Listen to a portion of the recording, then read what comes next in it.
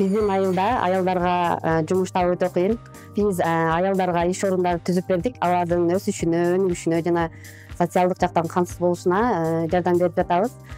Бул жөн гана бизнес эмес, бул ар бир кызматкерибиздин ийгилиги, биздин дагы ийгилигибиз.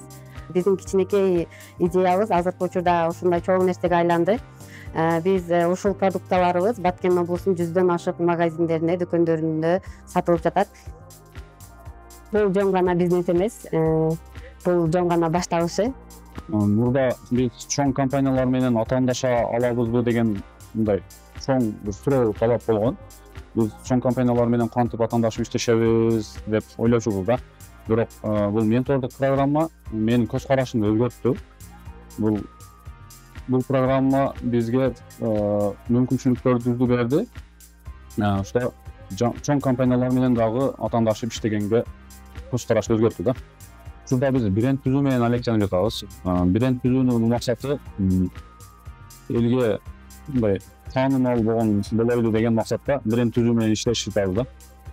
Менторлордун кеңеши менен биз жаңы жабдууларды алып келдик. Жаңы жабдуулардын негизинде биз көп продукция чыгарабыз. Ошол продукциялардын бири биз колечко деген аттуу бир продукциябызды коштук.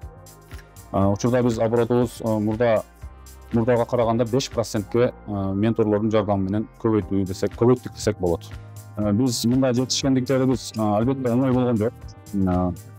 Мындай жетишкендиктерибиз ментордук программа аркылуу персоналдык колдоонун аркасында мүмкүн болду.